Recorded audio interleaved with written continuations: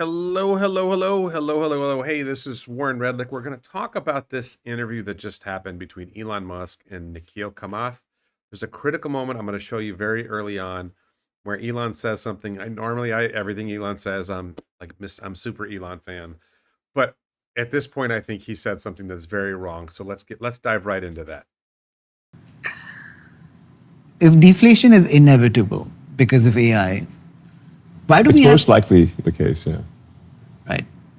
Why do we have inflation again all over in society today? Has AI not led to increased productivity yet? It's not AI has not yet made enough of an impact on productivity to increase the goods and services faster than the increase in the money supply. So the U.S. is increasing money supply quite substantially with, deficits that are on the order of $2 trillion. Yeah. So you have to have goods and services output increase more than that in order to not have inflation.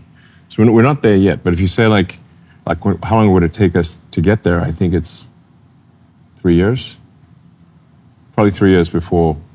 In 3 years or less, my guess is goods and services output will exceed the rate of inflation. So that was the moment that there's a lot in this interview, and I'm going to cover a lot of the interview, and there's a lot of good stuff here. But this moment where Elon says that AI and robotics will radically expand production of goods and services within 3 years. So we are on the cusp of 2026. So 26, 27, by the end of 2028, there will be so much goods and services produced that it will outpace the growth of government in the United States. And not only will it be more than current deficit spending, it will have increased the production of goods and services by that much more, but like a level up beyond that. And I just think that that's not, as much as I love Elon, that's not credible. And you think about it from exactly what's going to happen to increase the production of goods and services. So I don't see yet that large language models are significantly increasing production of goods and services. I don't think that's going. I know that Palantir's coming in, and there's a good story of Palantir making Airbus 33% more efficient in manufacturing. That's not enough. Airbus isn't even U.S. But if you had Palantir spread throughout large corporations, Palantir isn't even reaching. Palantir's software and their approach can help companies be more productive, but not that much more productive. Palantir's using AI and software to find gains in productivity. So it's not that. And it's not all of a sudden companies using ChatGPT and Gemini and Grok are that much more productive. I don't think he's talking about that. Is he talking about Optimus? So next year, in 2026, Tesla starts producing Optimus at some scale. By the end of 2026, I don't think Tesla's making $1 million a year of Optimus. I don't think we're there yet. By the end of 2027, I don't think we're at 10 million a year. By the end of 2028, I don't think we're at 100 million a year. Now, how many robots do you have to produce? And then there's this other problem: is you're making these robots. It's going to take a while to train them to do this. There's such a wide variety of tasks that they need to do. Now, if you hit real world AGI, which I don't think he's saying is going to happen, and you can take a robot and say, go do this thing that it's never been trained to do before, and it's able to figure it out because it has real world AGI. Okay, maybe. But we're not there in 3 years. So that's there's plenty of good stuff in here. There's plenty of stuff where I think Elon is not wrong. But on this one, now the thing is, when you think Elon's wrong, sometimes it turns out he's right and you're wrong. And Elon knows a hell of a lot more than I do. But I'm trying to piece together, how would you get to a dramatic increase in the production of goods and services in the United States in the face of Trump's tariffs, which I actually don't think Trump's tariffs are that bad, but Jeff Lutz thinks they're terrible, and there's lots of people who think they're terrible. Yeah, you see the robot in action. No. The thing is, I think they're going to produce the robots at some scale in 2026 in order to be able to train. You have to produce certain volume of robots and have them do stuff in order to train to do more stuff. That's the way it's going to be. So I do think we'll see 100,000 robots next year. I don't think they're going to be that productive next year. But you'll have 100,000 Tesla robots, and they'll be in Tesla's factories, and maybe Pepsi will put them in their warehouses, and they'll be doing some tasks. And that will be the beginning of the training.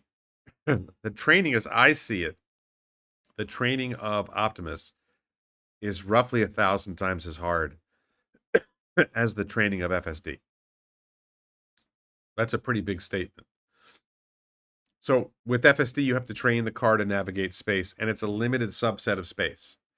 It's roads. The car doesn't have to go up stairways. It doesn't have to use elevators. It doesn't walk through a forest. It doesn't walk on a beach. There's a lot of context where a robot might operate.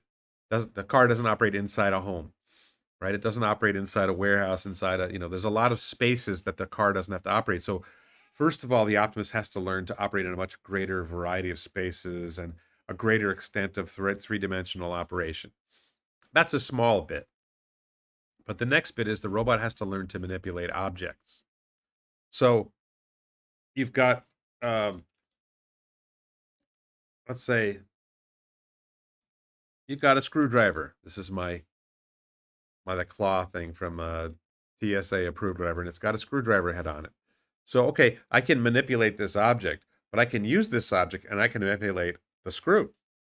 So now I'm manipulating an object to manipulate another object, right? And how many levels does that go, right? I'm trying to assemble a piece of furniture. Well, okay, now I've got to manipulate this object, and then I've got to manipulate the next object. I'm thinking when I manipulate this object, don't tighten it too much yet, because you got to get all the other pieces together before you tighten it. Like, there's so many levels of how much you have to learn. So I think the manipulating objects piece of what Optimus has to learn, and the sequence of manipulations and the manipulating things with something you're manipulating, is a much, much larger level of learning than learning to navigate space. So I think it's going to be a while before Optimus reaches artificial general intelligence. And then, what tasks are you going to be able to train it to do? Pick up a box and move it around a factory? Yeah, I think you can train it to do that pretty quickly. But once you start saying, we want you to take this thing and turn this screw, that's not, unless if you've got the same thing you're doing over and over again, fine, but they have robots for that already. So I think that's the thing that I think, let's finish the clip. Goods and services growth will exceed money supply growth in about 3 years. Maybe after those 3 years, you have deflation and then interest rates go to zero, and then the debt is a smaller problem than it is. Yes. So that's Elon's vision. And if you go back to Elon giving up effectively on participation in government, his theory was, okay, I can't fix government, but I can grow the economy fast enough to solve the problem, right? So if he thinks he can solve the economic growth problem in 3 years to start outpacing, and don't forget, government will borrow more. If you start producing more, never doubt that Congress will find a way to spend more. So I think that he's overly optimistic here. That's one of the biggest leaps in optimism that I've seen from Elon in a long time. Little light humor here. The first thing is you're a lot bigger and bulkier, muscular than I would have thought you are. Oh, stop. You're making me blush. Really? Seriously? Yeah, I mean, look, on the internet, I'm small, The first thing I must... Okay. On the internet, I'm small. I think there's this moment where he's got his hands. Really? Seriously? Yeah, I mean, look, on the internet, I'm small. On the internet, I'm small. See, he's small right here. But in person, apparently, Elon is fairly big. I think Nikhil is actually somewhat small, so I don't know. I just thought that was cute. That's funny. The interview had a lot of... This is Elon's podcast with Nikhil. If you go to Elon's X account, this is the pinned post. Hour and 54 minutes long. I watched it at 1.5x speed. Elon's trying to solve the money problem. He is really trying to solve the money problem, isn't he? We're going to have more about that in a minute. So this where, and I think at a certain point, you decouple from the sort of conventional economy if you have AI and robots producing chips and solar panels, and mining resources in order to make chips and robots, in order to make, you sort of complete that cycle. Once that cycle is complete, once that cycle is complete, I think that's the point at which you decouple from the monetary system. Is that the way? So that's not what Elon's saying is in 3 years, by the way. But Elon has this vision for where we're heading, which is AI and robots start producing things, and they get to a certain point where they're producing things on their own. That you, like the car can drive with no human intervention. If the robots and the AI can produce the solar cells and get the raw materials to produce more robots and produce more AI and produce more solar cells, then you end up with a cycle of production where you don't need humans in the loop anymore, and you start producing in higher and higher volume. And all of a sudden, it just blows out the concept of an economy. I'm not sure he's correct, and there's more to the clip. Forward for the US by virtue of how much debt they have today? Do they deflate away their currency and transition into this new form and lead that push because it would make more sense to them? Well, in this future that I'm talking about, the notion of countries becomes sort of anachronistic. Do you believe in it today? Do you believe in yeah. And again, that's one of those things where, like, Elon is seeing a future where I think he's correct. If we get to the point of artificial superintelligence, then artificial superintelligence doesn't care about our national boundaries. I think this is when he talks about this way, I think if our politicians understand this, I'm going to be very brutal and say that our politicians, whether they're Democrats or Republicans, communists, socialists, fascists, whatever, they are not interested in our lives being better. They are not interested in an age of abundance. They are interested in their own power. And if you create a world where their power becomes irrelevant, they don't want that world, and they will get in the way. And that is the biggest threat to the development of AI and the age of abundance that Elon is trying to bring about, right? Elon wants to bring about an age of abundance. And if I'm Bernie Sanders and I've spent my whole career telling you that those rich people are taking stuff away from you, and all of a sudden the rich people are just giving you stuff for free, then Bernie's whole message is shot.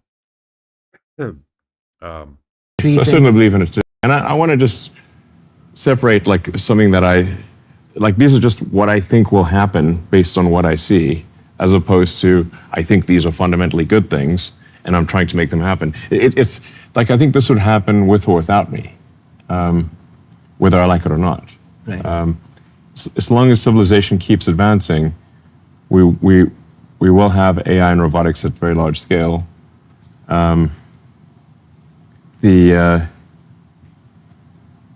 think that's pretty much the only thing that's going to solve for the U.S. debt crisis. You know, because currently the U.S. debt is insanely high, and the interest payments on the debt exceed the entire military budget of the United States. Just the interest payments, and that's at least in the short term going to continue to increase. So I think actually the only thing that can solve for the debt situation is AI and robotics, but it will more than. So just to be clear here, the way I understand it, the U.S. GDP is around $30 trillion a year. I think I've got that right. So if our debt is $2 trillion a year or something like that, our deficit is $2 trillion a year, then you'd have to grow the economy by like 10%, assuming that the debt isn't growing, the deficit isn't growing, which it is. You have to grow the economy by like 10%. And I just don't see the early days of Optimus and the early days of robotaxi generating enough value, enough productivity gains to cause that change. Really quick, to address marriage partners ministry, there's this rumor that Elon is going to sell stock to cover taxes because he received an award from the company. So he may sell $15 billion of stock to cover taxes. Or Tesla's January financials might show $15 billion less cash to cover his taxes and then pay less stock to cover it. So that I just don't care. Like Bradford Ferguson and Matt Smith were talking about this. It's like people who are obsessed with like the hyper details of everything that happens with Tesla. Okay, but to me, if it doesn't relate to Tesla making self-driving cars and autonomous robots and robotaxis, and terafabs and AI satellites in space. Trivial details about how much stock Elon sells just aren't important. I mean, he has to sell some to pay taxes. He also has to accumulate to gain more control of the company. So, whatever he sells is typically going to be 20% of what he accumulates. So it's not necessarily a big deal. Have to work? They don't have to. I mean, look, obviously people can play this back in 20 years and say, look, Elon made this ridiculous prediction and it's not true. But I think it will turn out to be true that in less than 20 years, that maybe even as little as, I don't know, 10 or 15 years, the advancements in AI and robotics will bring us to the point where working is optional. So this one, I'm more with him. I still think he's a little aggressive on timelines. But yeah, if Tesla starts producing 1 billion robots a year in 5 years, or 10 years, let's say, and those robots are actually highly productive and able to do what humans do, you don't need a lot of years of that to replace the 5 billion human workers on Earth. Now, I think you end up making those human workers more productive. And so I think to get to the stage where you have so many robots that humans don't need to work, I think is probably farther down the road.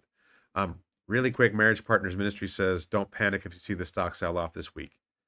Yeah, so that's just like, I'm sorry, I'm going to be really rude. That's one of the dumbest things to say. How long have you been watching this channel? This channel is not about short-term stock prices. This video is not about short-term stock prices. I've never been about short-term stock prices. I don't care if the stock sells off next week. I don't care if it goes up. I mean, I love seeing it go up. I don't like seeing it go down. But does Elon selling stock have anything to do with whether FSD is working better, whether we have robo-taxis, whether Optimus is going to get produced at scale, whether we're going to have a terafab? It's this obsession that so many people have. Oh, the stock's going to go down next week. What am I supposed to do with that? Don't panic. And don't panic. Like, I'm the guy who rode the stock up to 480 something, down to 108, back up to 4, wherever we are right now. You think I'm going to panic? Like, who are you talking to? Like, the people who watch this channel have been riding the stock up and down. So this idea that we're supposed to panic when Elon sells a few shares and the market's going to react, the market reacts to all kinds of things all the time. And half the time it reacts the opposite direction of whatever you think. They were hinting an opportunity to short the stock this week. Yeah, no, I don't think anybody was hinting at shorting the stock. Elon says a lot of things on a lot of BS. Sure. In the same way that, like, say, you can grow your own vegetables in your garden, or you could go to the store and buy vegetables. So much harder to grow your own vegetables. but And the other thing I want to hit at is, it's easy to say that an American worker who makes $25 an hour is going to be made obsolete by a robot that costs $20,000 to build. Because you amortize the robot over 10 years and it's $2,000 a year. But what about this guy's from India? Is it going to obsolete the work? Like, here in Thailand, there's people who were living on $300, $10 a day, right? $10 a day is the minimum wage in Thailand. You work 250 days, that's $2,500. And Thailand is wealthier. This guy's in India. There's people in India making a lot less than $2,000 a year. For Optimus to obsolete human labor in poor countries is a long way off, because human labor is just that cheap in a lot of places. And I'm a little surprised that Elon is that. Maybe I shouldn't be surprised. Elon spends all his time around people making $100,000 a year, $500,000 a year, whatever. I don't know how much time Elon spends with people making $2,000 a year, but they're real. There's lots of people here in Thailand, even in Japan, there's a lot of people at the bottom who don't make a lot of money. But especially when you get to countries like Thailand and Malaysia and Vietnam, and then you go farther down the Bangladesh and India.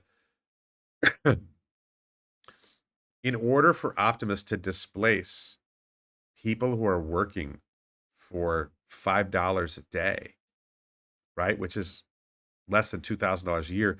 You have to make Optimus at a cost of $10,000 a year so that you're amortizing it at $1,000 a year.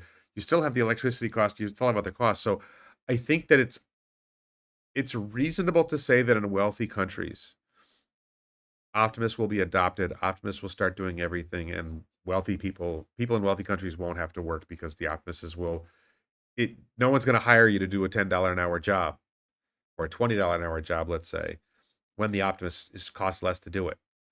I still think that there will be work for us to do, and that the bots will make us more productive. And if you want to work, you'll actually be able to make more money because you'll have a team of robots and AIs working for you, helping you do your job. If you're good at controlling AIs and robots, you'll make a lot of money. I don't think we're heading towards a world where there's no reason to work. I think we're heading towards a world where the incentive to work is actually much greater. Although Elon is saying it just gets to a point where the robots make everything you want and you don't need money. But I don't think that's true, because if you want land, it's going to be different. Yeah, Philippines, exactly. Philippines is poorer than Thailand. I think Thailand's GDP is $7,000 per capita, and Philippines is $3,000 per capita. So there's definitely people in Philippines making less than $2,000 a year. So, Optimus is not, and then there's so many challenges to learning. Like learning the language of the place is going to be easy. Learning the culture of the place might be a little harder. And then learning how to just do all the little things that are done in all these different cultures is going to take a long, long time. So 20 years, when you get to AG, I think the question is when you get to artificial general intelligence in the real world, and you're able to give the bot a task and say, go do this thing that you haven't been trained to do and figure it out. That may happen. Maybe it's the AI 8 chip. Maybe it's the AI 12 chip. I don't know. Gavin says there will be work for us in the short term, but once they are better than us in every way, we will be like the horse being replaced by the car. Yes, but Gavin, if the human laborers in India cost less than the amortization of the robot, then it doesn't replace the humans. Will politicians in the U.S. provide for the population when massive unemployment happens? I'm skeptical. So Elon's story is that the people who create the robots and control the robots are just going to basically hand out whatever resources to the people who need them. Whatever you want, you'll be able to get from the robots, and that's it. I don't know if that's overly optimistic. That's just his prediction. Not he's saying he's committing to do it himself. He's just predicting that's what will happen. And what Elon is saying is countries will be irrelevant. Politicians will become irrelevant. The AI singularity, who knows where it goes. The question is if the government was going to, when you say, will the politicians in the U.S. provide for the population, with what? Politicians don't have anything. They don't make anything. It's only the people who make stuff that can really provide for people. Politicians don't make stuff. They take stuff. Who are they taking it from? Are you okay if they take your stuff and give it to someone else who's unemployed? So, I think Elon's story is that as the robots become highly productive, it's like trivial for them to take care of us. I hope he's right. Let's keep going. Some people like to grow their vegetables, which is fine, Gavin says, but it will, Warren, it will be cheaper than the Indians. Give it 5 to 10 years. No, it won't. I don't agree with you on that. The raw materials cost of making a robot is higher than that. You've got to get the parts. You got to put them together. You got 2.3 kilowatt hours of batteries. You've got this AI hardware I think that the AI chips are going to be, and each bot are going to be worth $5,000 to $10,000 each. Right? So you got $10,000 just on the chip and the batteries. Then you've got the hardware, the motors. Then you got to put it all together. Elon is saying at scale it'll be $20,000 to make it, and that doesn't mean you sell it for $20,000. You probably sell it for $30,000 or $50,000. So that I don't know when we get to a generation of robot that is produced at a cost lower than $20,000 a year per robot. I think that's a ways away. But it'll be optional in that way, is my prediction. So Elon is saying work will be optional. He hits on currency as well. From Ian Banks, the culture books. So I recommend people read the culture books. In the sort of far future of the culture books, they don't have money either. And everyone can pretty much have whatever they want. So there's still some fundamental currencies, if you will, that are physics-based. So energy energy is the true currency. This is why I said Bitcoin is based on energy. You can't legislate energy. You can't just, pass a law and suddenly have a lot of energy. So first of all, Elon here is talking about the current concept of currencies that we have, the dollar, whatever, goes away, but you still will have a cost of energy. I think if you listen to Chamath, we may end up with zero cost of energy as well. There's a lot of theories about that. Elon's going to talk a little bit more about that, but I just want to quickly touch on Jayanta says the guy taking Elon's interview never rode robotaxi. That's going to come up later in the video. I don't think that has anything to do with Tesla stock, though. I don't think the stock was affected, was it? I don't think the market's open yet. The market opens in a minute or two. Gavin says I must read the culture book. So yeah, so one of my theories is that Elon is actually a character himself from the culture series.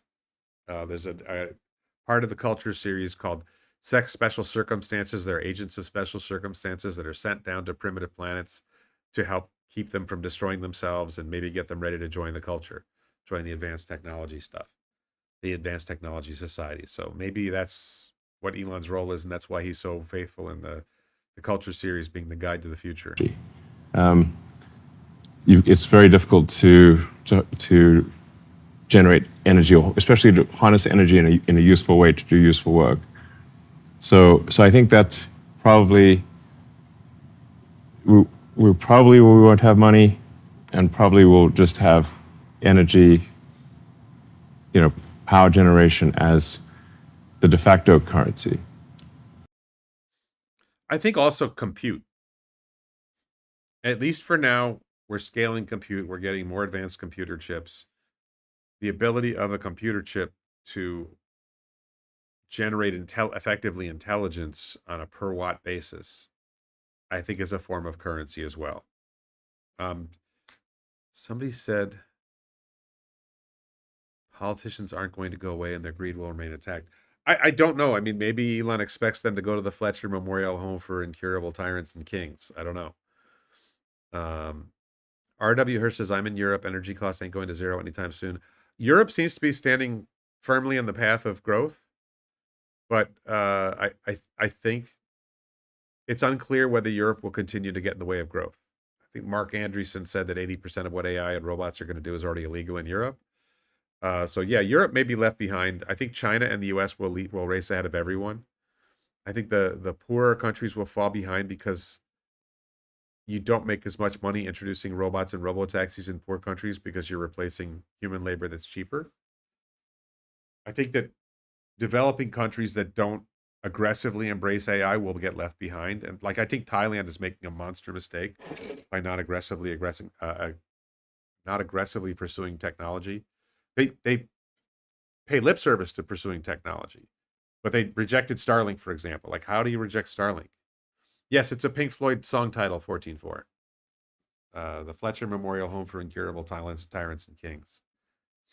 How do you signal what needs to be produced if there's no currency? Well, the currency is energy. It's a good question, Solo. I don't know what Elon means by that. I think the idea is that the AI just wants to produce more AI. The AI is going to produce more AI because it's pursuing truth. It's seeking truth. It's seeking curiosity. It's seeking beauty.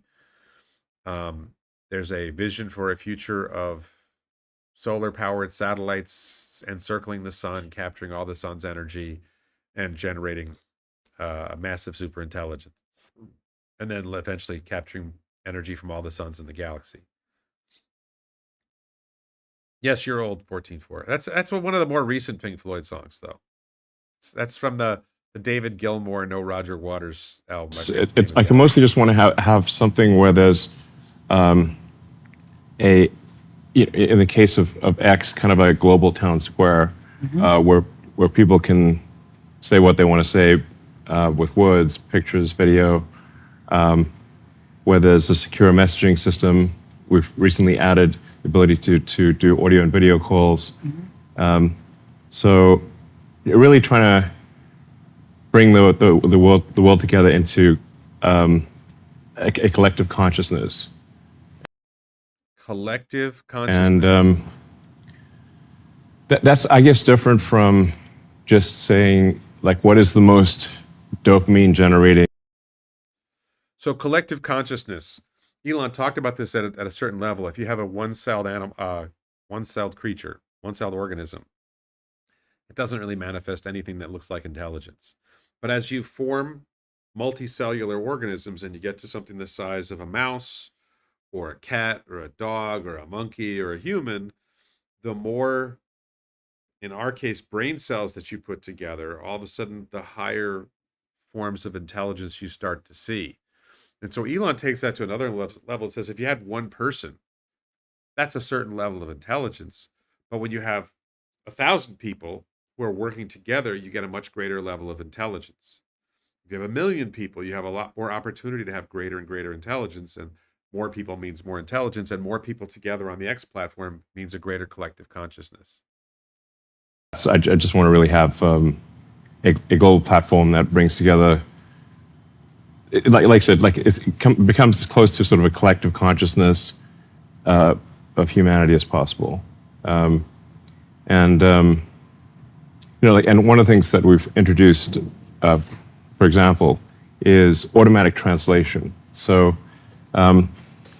because I think it would be great to bring together what people say in many different languages, but automatically translated for the recipient. So you have the collective consciousness, not just of say people in a particular language group, but you have the thoughts of people in, So I think this is an interesting point from Elon. When you add different languages together on X, and it's very easy to translate posts on X now. I think the same thing is true on Facebook, although I find Facebook more glitchy when I try to translate posts. I see a lot of Thai language posts on Facebook and on X. And the translate feature works extremely well on X, and it works iffy on Facebook.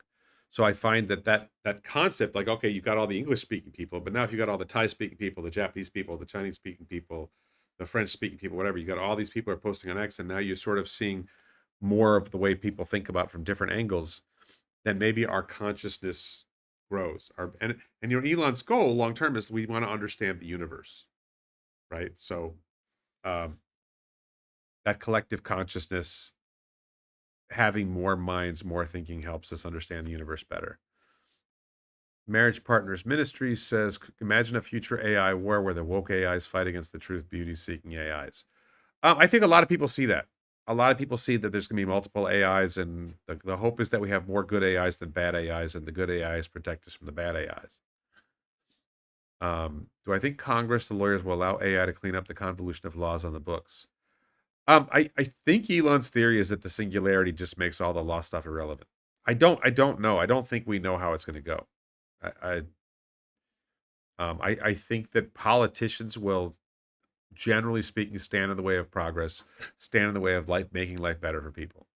And their focus isn't on cleaning up the conditional laws, the convolution of the laws in the books. Their focus is on protecting their own power. That is the only thing they really care about more than anything else, is their own power. They don't care about your welfare. They don't care about my welfare. A lot of times they don't care about their own children's welfare. Power. Market open, Tesla 429. I didn't even look. Oh no, we're down 0.01%, 0.09%. Oh no, it's terrible. Do I think the Terafab is more of a lowered COGS benefit or as a new revenue stream? It's a good question. So for those who aren't familiar with this, Elon has said that Tesla is going to build a fab to make its own chips. They currently have chips that go into their cars that are made by Samsung and TSMC that Tesla designed for themselves. These are the cars that drive the cars. They use some of them in their data centers as well, but primarily it's for going in the cars and going in the robots. AI5 is coming next year, I believe, end of next year. That'll go into the robots, that'll go into Cybercab, etc. Elon has said there's going to be an aggressive cycle, AI6, AI7, AI8. I think he said that AI6 will be made by Samsung or TSMC. And I think he's thinking that AI7 and 8 will be made by the Terafab. It's very clearly a lowered cost of goods sold benefit, but because now instead of paying TSMC or Samsung to make your chips, you're making them yourself. But I think it's less about, and it's not, I don't know that it's a revenue stream. I don't know if they're going to sell them. It's less about that and more There's all these things we want to do, and we can't get enough chips from our suppliers, so we have to make our own. This is how a lot of Elon's companies have run, is we're trying to do something and we can't get enough supply for this, so we have to do this ourselves. It's less about the cost, it's less about the revenue. It's about, these are the things that we want to do as a company, and this is what we need, and we need a lot of chips. Same algorithms exist if it is AI, so be on the lookout for AI bureaucrats. Central planning will still be bad. We don't know that. I don't know that it's really interesting to say what happens to governments in an age of AI, and I don't know the answer to that. Lost in the Philippines says, what was Dojo about then? Dojo was an attempt to compete, to make competitive AI training hardware so that they weren't so dependent on NVIDIA. And what ended up happening was NVIDIA improved so much so fast that even though Dojo was improving, it was not improving fast enough to be useful at scale. And also Elon has decided that the AI 5 and then AI 6 chips and eventually AI 7 and AI 8 will be produced in such volume and will be so low cost that they'll be able to run in AI data centers. And even though they're not as effective for training as chips that are dedicated to training, they'll be good enough. So Dojo was an effort to do something that ended up, it didn't innovate fast enough. And especially it didn't innovate fast enough because NVIDIA innovated faster, and NVIDIA provided enough supply that Tesla didn't need Dojo. So rather than divert Tesla's chip team into making two different things, they decided to focus on one. Elon has to figure out chip manufacturing because we need tech on Mars, and there's not a strong reason for the incumbents to go interplanetary. I believe he wants to make chips and solar on the moon and launch AI data satellites to go into orbit around the sun. I don't know if he plans to make, I mean, eventually they'll have to make chips on Mars. That's true. But I think it may be that because the delta V going from the moon to Mars is less, that may be less of a hassle. Okay. Another cute moment. Yeah. Of all the people, like you're as much at risk of being looked upon as Goliath, Okay. especially the weekend Well, after hopefully the, nobody's just me with a stone in the forehead, you know. especially Look, I'm not after, going to try to. So this annoyed me because, and Elon deflected it rather than addressing it head on. Elon just started joking about wearing armor. Romans wearing skirts instead of full armor so they could take a leak and they wouldn't get too hot out on the battlefield. I think that his question is unfair, and it's a typical type of people will tend to look at you as Goliath. Like, well, why don't they look at the heads of governments as Goliath? Like, I'm in Thailand. Why isn't the people who are criticizing Elon for his wealth or his another topic he talks about in this conversation? Why aren't they criticizing the king of Thailand or the royal Saudi royal family? Why is the focus on people like Musk and Bezos, who and Jensen Huang, who actually make stuff that make our lives better, as opposed to people who just have power and get wealth because they have power? That's because the left doesn't mind government corruption. They don't mind government having power. They don't like capitalists making life better for people because it makes them look bad. Hirsch says, am I angry at Elon for not embracing his baldness? No. I have a friend who's doing what Elon did. There's this process you go through to get hair implants or whatever.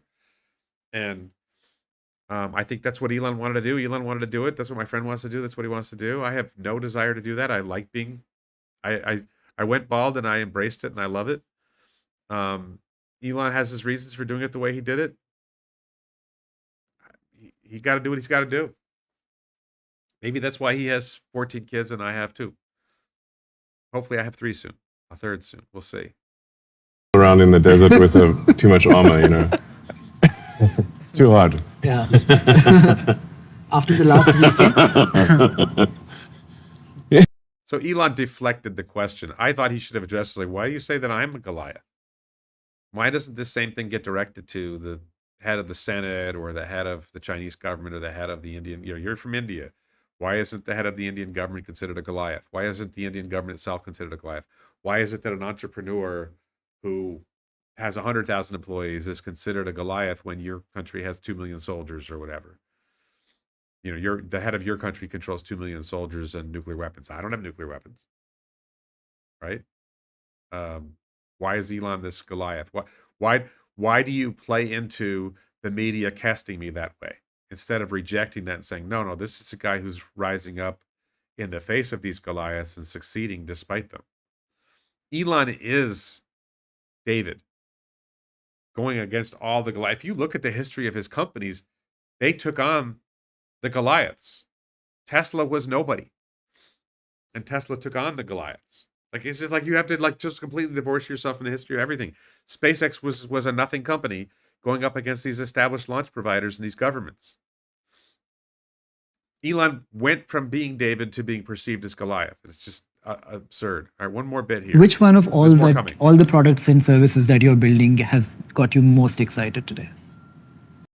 I love the question, and I knew Elon wasn't going to give a straight answer to it. What's, of all your products, which is most exciting? Well, I think that there's increasingly a convergence actually between SpaceX and Tesla and XAI. In that, if the future is solar-powered AI satellites, which it pretty much needs to be in order to harness a non-trivial amount of the energy of the sun, you have to move to solar-powered AI satellites in deep space, which somewhat is a confluence of Tesla expertise and SpaceX expertise, and XAI on the AI front. So it does feel like over time there's somewhat of a convergence there. But all the companies are doing great things. Very proud of the teams. They do great work. So he's going to talk about the rest, but just really quick, I haven't heard him talk this way before, that you've got Tesla, you've got SpaceX, and you've got XAI converging on a future of AI-powered satellites orbiting the sun in deep space, meaning not in Earth orbit, right? In some sort of deep... I think he means not in Earth orbit anymore, or at least not close to Earth, because he's talked about high Earth orbit before. But deep space might... I'm not sure whether deep space is different than high Earth orbit. I think in order to capture more of the sun's energy, you have to go beyond Earth's orbit, and you have to go out and orbit the sun and form bands and then eventually cover most of the sun's radiation. Hopefully outside of Earth so that you're not blocking the energy from the Earth. So that convergence, the first time I've heard him talk about that. And I followed Elon pretty closely for a long time. That Tesla and SpaceX and Neuralink, Tesla and SpaceX and XAI coming together to lead to a very large fleet of solar-powered AI satellites in space is a future that's coming probably sooner than you're ready for. I think we're talking 5 years max that this starts getting deployed, and then Elon wants to start manufacturing on the moon. Manufacturing these AI satellites on the moon because it's easier to launch with a mass driver, so it's easier to launch and get them into orbit around the sun. I think that the manufacturing of the moon is probably 10 years away, but getting this going is really going to be interesting. So, we're making great progress with Tesla on the autonomous driving. I don't know if you've tried the self-driving. Mm-hmm. Have you tried it? I've tried it in the Waymo, not in the Tesla. Yeah, it's worth trying. You're interviewing Elon Musk and you're in Austin, Texas. And somebody helped you set up this interview and you didn't say, hey, can somebody take me for a ride on FSD before the interview so I've experienced it? And then you tell him we rode on a Waymo. And you didn't get a robotaxi ride. You didn't ride in... Somebody didn't pick you up at the airport in a Tesla and drive you using FSD so you could see it for yourself. It's like the biggest service that his companies are developing right now for consumers, and you didn't experience it before I thought in general he did a really good job on the interview, so I'm going to cut him some slack on that. But that was like, what?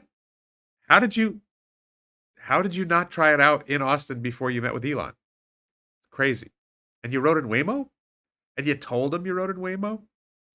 Terrible. We actually have it here in Austin, so you can I'd love to try it.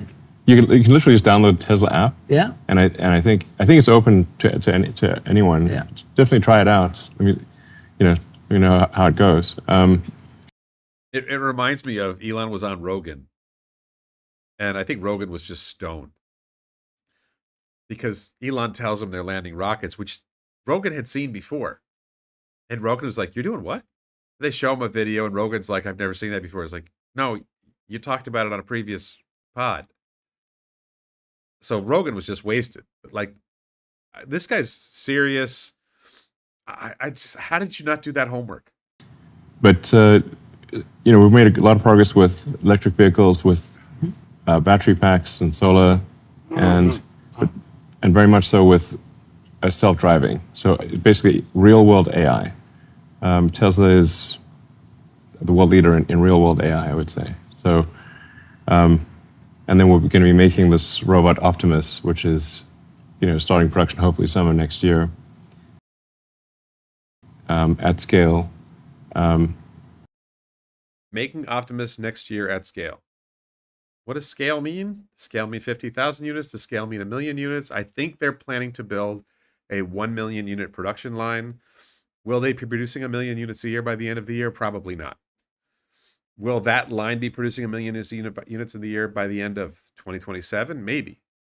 Will they have trained it to do enough useful work to justify making 1 million of them? Interesting question. 14.4 on the satellite says, I figure they have to be outside of Earth orbit to be outside of government military intervention, or at least easy intervention. Oh, yeah. So Elon said high Earth orbit before, which is 36,000 meters, 36,000 miles, which is outside of, it's outside of geosynchronous orbit. It's very difficult for any launch company to get to those orbits. So pretty much the only country or entity that's going to be able to do anything about those orbits is going to be SpaceX for a long time. 14.4 says, pretty sure the UN would try to block any commercial use of the moon or try to heavily restrict it. The UN can't do anything. The UN has no power to do anything about the moon. They can have all the votes they want. Maybe they'll vote that the Palestinians should have a state on the moon. I don't know. But the UN has zero power over the UN has zero power anywhere, but certainly over the moon. I think the United States should withdraw from the UN. That's a long political conversation we probably don't want to have. Grok 69420 says, with the convergence, it also means Tesla has a path to scale solar panels to insane level for space deployment. China is overproducing solar panels. I think Tesla plans to acquire solar cells. I think Tesla plans to acquire solar cells from China. Will Tesla start making solar cells on Earth? I'm not sure. Will they start making solar cells on the moon? Maybe more likely. I think the raw materials for solar cells are pretty straightforward. Marriage Partners Ministry. Notice how Elon answered very seriously in the beginning of the interview and towards the end, transition using lots. So I clipped, this is not beginning and end of the interview. I clipped different parts to go in different places. So don't rely on my play of the interview to tell you, because I didn't put things in their proper order from the interview. Giantis, Elon said Google is a great stock to buy. Seems he's not that confident in his own company.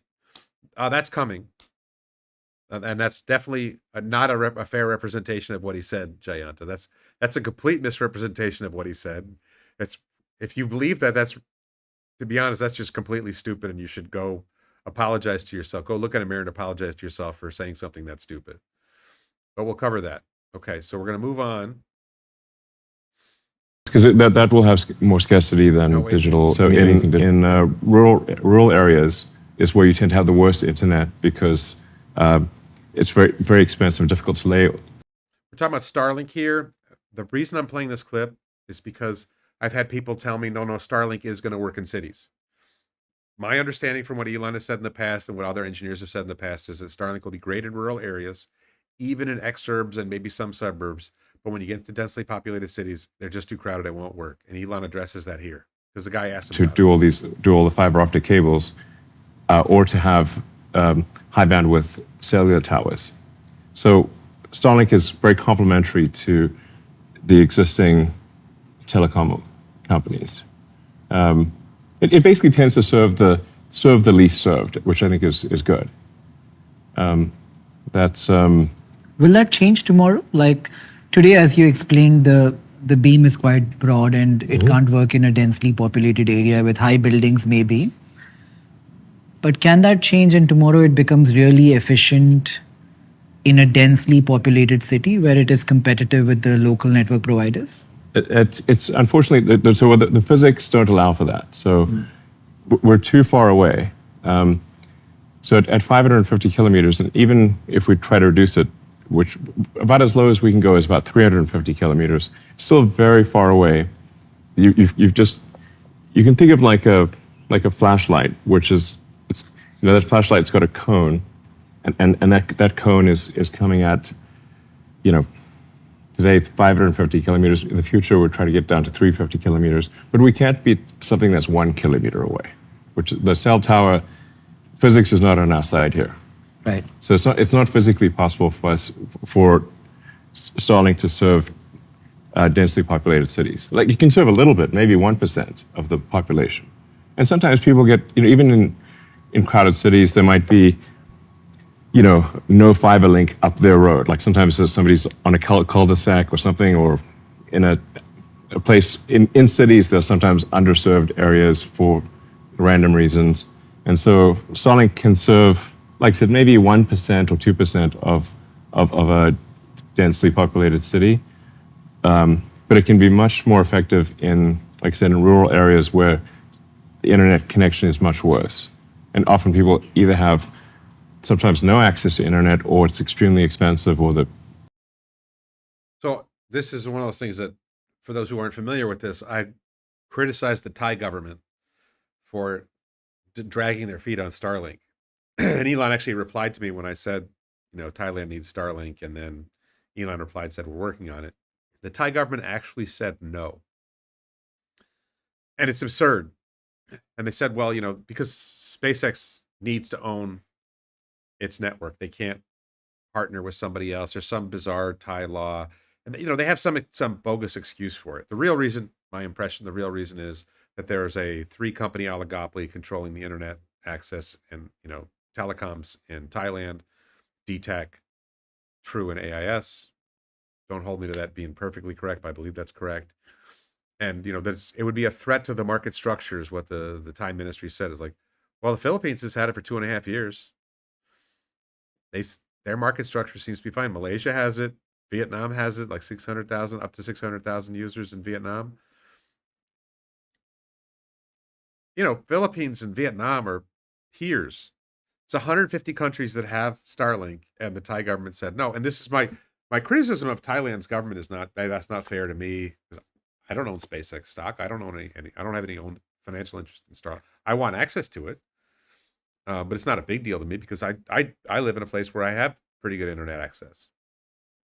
And we just had an incident in southern Thailand, in Hat Yai, Hatyai, in Songkhla province. I won't bother spelling Songkhla, where they had massive flooding. And all of a sudden the ministry said, oh, okay, we'll let Starlink in for first responders. Really? So they had like a very limited allowance for Starlink to help with recovery efforts from this massive flood that killed hundreds of people. And it's like, this is where I say it. Governments do not care about the people. Not just the Thai governments, the American government, the Chinese government, it's whatever. They don't care about their people.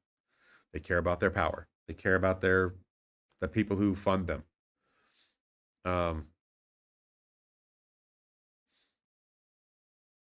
would like to buy a couple more houses in different areas to travel between. Definitely not a need. Elon could just get a loan with his shares as a collateral. He could do that. I don't think he's going to. Houses just stick you in a place. Can't live without my Starlink. Yeah, well, but the Philippines has it, right? And I would like to have Starlink as at least a backup for the internet we're going to have at our upcoming business. So that was annoying. Because that will have more scarcity than digital, anything digital. If you were a stock investor, Elon, and you could buy one company which is not your own.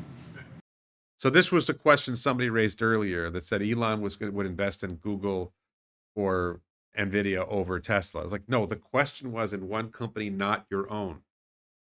He's not allowed to choose his own companies in the question. At the valuations of today, to meet a capitalistic end and not an altruistic one, which is good for the world, what would you buy? I mean, I don't really, buy stocks, so it's not like, I'm not like an investor in, I don't like look for things to invest in. I just try to build things. And then there happens to be stock of the company that I built. But I don't think about, should I invest in this company, or I don't have like a portfolio or anything. Just Elon sort of ducking the question at first, but he does get to an answer. So I guess AI and robotics are going to be very important. Yep. So I suppose it would be AI Obviously, he should have said Aptera. 14 Forces. Yes, of course, he should have said Aptera. and robotics that aren't related to me. I think Google is going to be pretty valuable in the future. They've laid the groundwork for an immense amount of value creation from an AI standpoint. NVIDIA is obvious at this point. I mean, there's an argument that. So Elon basically, like, I hope their stocks are going up. I hope that NVIDIA and Google went up after that. First of all, let's see where Tesla's down. Oh my God, down 0.4% to 428.56. Did NVIDIA go up? NVIDIA's up recently. I don't know if it's up because of that interview or not, but it's back up. It was down before. It kills me that NVIDIA's price earnings ratio is under 50. That's just insane. And Google stock, what is it, Alphabet?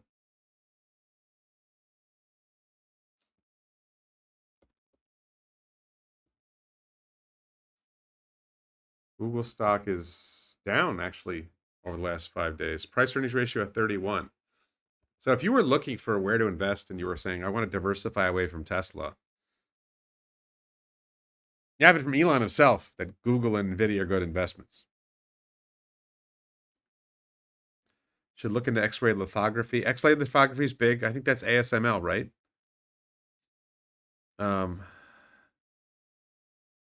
Was hoping he would have highlighted energy stock. Well, he just said it that I think solar is going to be producing more energy than anything else, so it's going to be irrelevant. Companies that do AI and robotics and maybe space flight are going to be overwhelmingly all the value, almost all the value. So Jayanta mentions Palantir. He did not mention Palantir. I don't know if Elon has an opinion on Palantir, but he didn't mention Palantir. So Palantir is an interesting stock because, number one, I have lots of friends who've been telling me about Palantir for a long time, and I've been like, I like what they do. I like their CEO, but I don't see the growth story. And of course, the stock has gone up dramatically since I started saying I don't understand it. I still don't understand it. Not that I mean, I understand sort of what they do. I don't understand the growth story. So the output of goods and services from AI and robotics is so high that it will dwarf everything else. So the output of goods and services from AI and robotics will dwarf everything else at spaceflight. So I don't see, maybe Blue Origin. I don't think you can invest in Blue Origin yet. Blue Origin's probably number 2 in launch right now. I don't know who else would be number 2 in launch. Interesting. All right, so we're going to shift to some other news now. So whenever a Tesla executive leaves the company, or Tesla engineer, top person, whatever, Andrej Karpathy leaves, oh no, Tesla's cooked. They left. The media makes a big story about it. So here's a big story. Yulin Chen, a top engineer with Apple, moved on from Apple and is joining the Tesla Optimus AI team to work on humanoid robots. Humanoids are the ultimate dream of our generation. Totally blown away by the scale and sophistication. Tesla has the right combination of software, hardware, and AI talents to make it happen. Totally blown away by the scale and sophistication of the Optimus lab and deep dedication of people when I got to visit the office.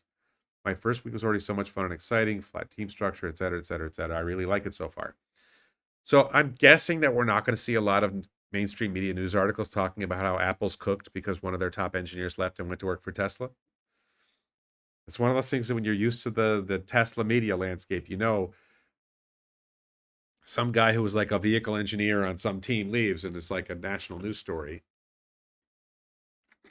in the Wall Street Journal or something. But here, a top engineer from Apple comes and joins Tesla, and I bet it's not getting any coverage. On X, it's getting coverage. This is my friend Pierre, and I thought this was pretty interesting news. Tesla FSC supervised arrived in Germany. So this is not my friend Pierre driving his Tesla with FSD. It's they're offering test rides with the Tesla driver behind the wheel doing FSD. And he has this clip here where a pedestrian walked up to the edge of the street, not paying attention, and the car stopped and waited for her. People saying that most human drivers wouldn't have stopped. So Model 3 stopped and let her pass the road. So anyway, that's big news that FSD is now being tested in Europe at some level. There's some optimism that we're actually going to see FSD become legal in Europe. We'll see how that happens.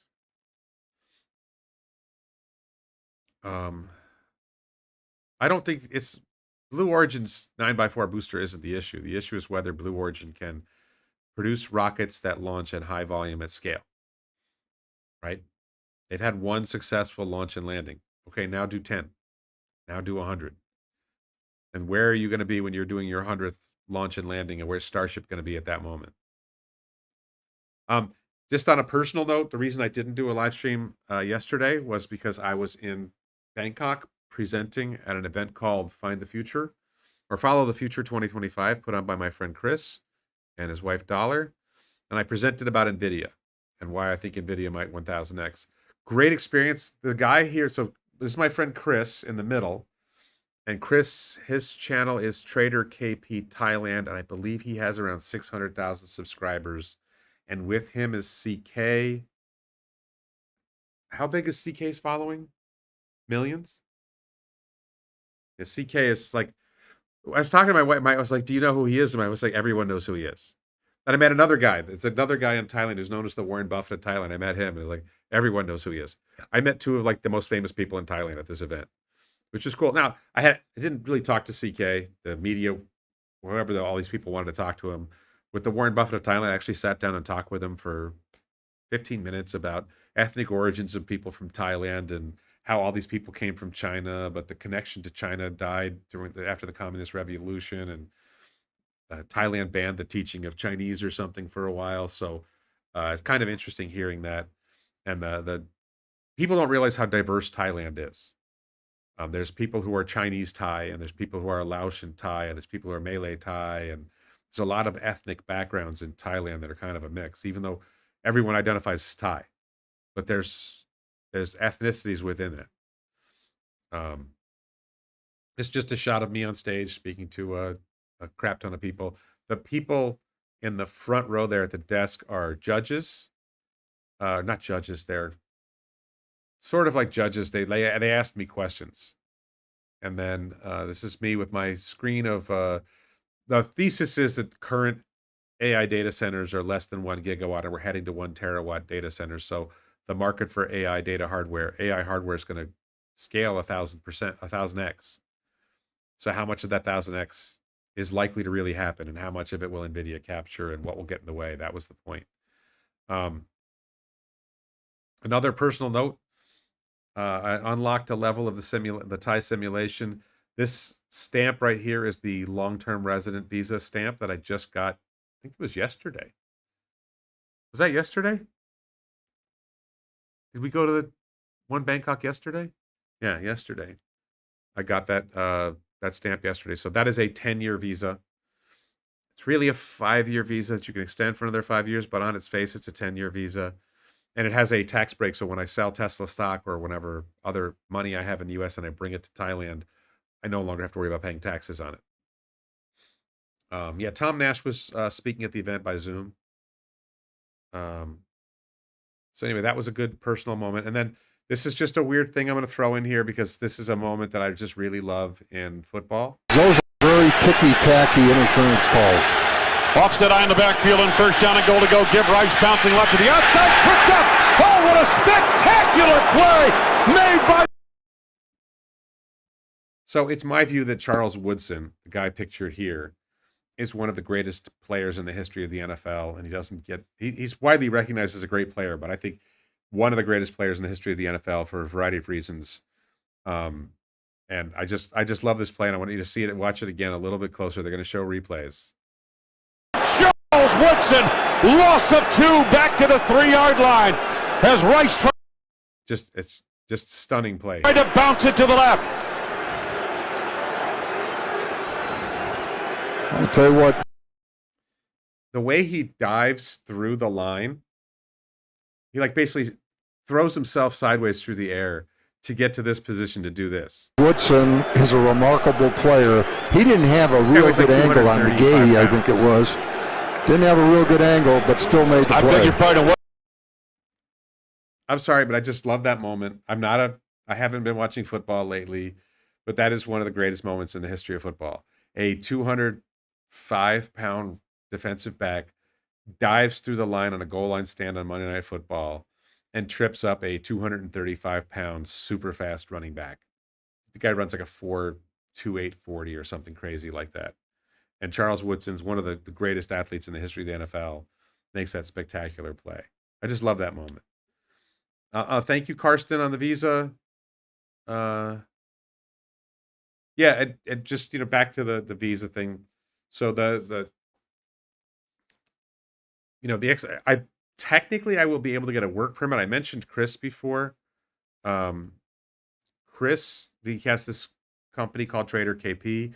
He might hire me on a very limited basis. And before I really couldn't work, but now with the LTR visa, there is a work permit that makes me eligible for, and I believe we'll be able to work it out. Which just means I'll speak at a few events a year and actually get paid. Nanotech needs to figure out self-assembling circuits for us to go to somewhat sub 1 nanometer, apparently. I think that we're going to need. I think that there's a lot that's going to happen to develop AI. I don't know if the AI hardware needs to be manufactured on the moon. And I don't know that it needs to be self-assembling. I think you just need to make a lot of fabs and produce a lot of chips. And because the chips don't weigh that much for their value, launching them into space at low-cost launches is probably not the big deal. The big deal is probably producing the solar panels, which are a lot more mass, and the satellite hardware and satellite structure, which is a lot more mass, producing that on the moon. I don't know that you need to produce the chips on the moon. Eventually, you'll produce the chips on Mars, but yeah, it's I still pay taxes in America, by the way. It's just when I draw money from an IRA, which I have to draw a lot of money from an IRA over the next 6 or 7 years, and bring that money, some of that money, to Thailand. In theory, I have to pay taxes on the money I bring in from America. This visa, I don't have to pay taxes on the money I bring in from America. I'm exempt.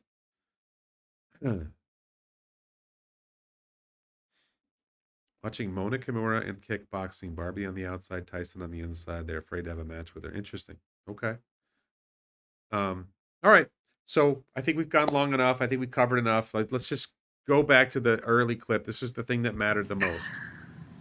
If deflation is inevitable because of AI, why do It's we have, most likely the case, yeah. right? Why do we have inflation again all over in society today? Has AI not led to increased productivity yet? AI has not yet made enough of an impact on productivity to increase the goods and services faster than the increase in the money supply. So the U.S. is increasing money supply quite substantially with, So this was a part of the interview where Elon's talking about that America's economic problem, fundamental economic problem, is the government is spending too much money. It's borrowing too much money. It's increasing the money supply too fast. That leads to inflation. And unless productivity rises rapidly, it's a huge problem for society. So Elon is expecting that AI and robotics will rapidly increase. Really quick on Carson's question. Yes, my previous visa allowed me to get a bank account. The visa I just had did not allow me to have a bank account, so I lost my bank account. And now, probably in a couple of days, we're going to go to Capricorn Bank and create a new bank account. And this visa allows me to have a new bank account. deficits that are on the order of $2 trillion. Yeah. And sorry, not having a bank account while living in Thailand is not a devastating problem, but it's annoying. It's like I can draw money from an ATM at like $500 a pop maximum, and I pay, I don't know, $8 a transaction on that, or $6 a transaction on that, something like that. And once I have a bank account, then I can bring in $50,000 in one shot and pay a much smaller percentage cost to bring the money in. And then a lot of bills that you want to pay with a bank account. They're hard to pay with cash. So it's nice. And there's other moments where you want to pay things with what's called a QR code payment system. And it's nice to have that handy.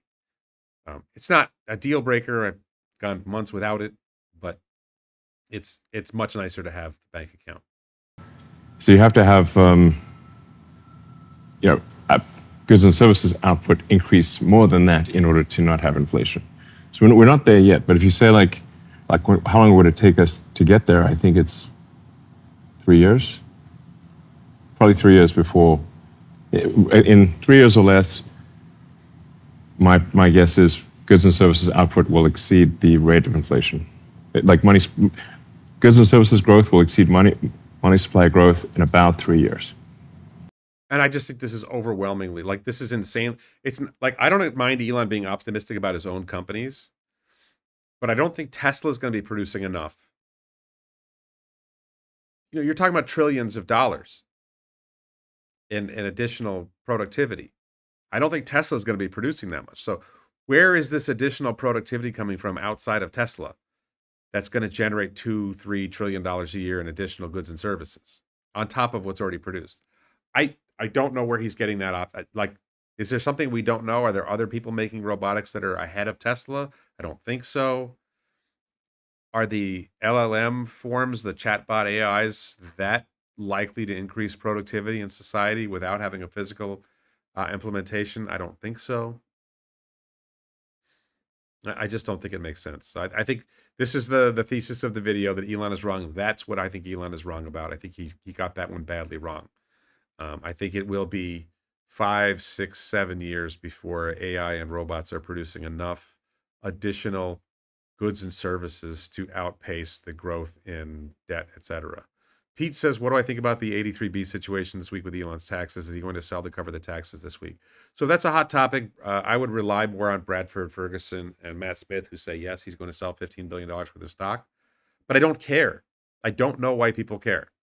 It doesn't change whether they make robots. It doesn't change whether FSD works. It doesn't change whether we have robotaxi. It doesn't change whether we have a terafab. I'm interested in the future of the company, not trivialities about did Elon sell stock this week. He is going to have to sell some stock to pay some taxes at some point.